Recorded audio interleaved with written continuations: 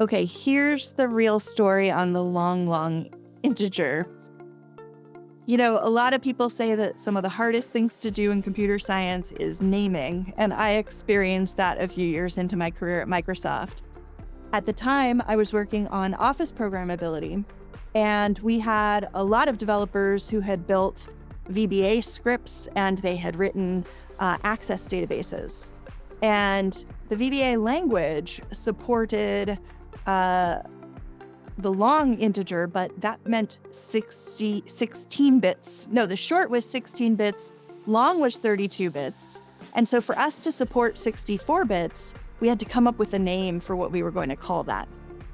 We debated for weeks and weeks and weeks. I think we called it U-long maybe, or long 64, or all of these different things. And we were trying to kind of figure out, well, what would it mean to future-proof? Because we were also anticipating, like, what if we had 128 bits coming down the road?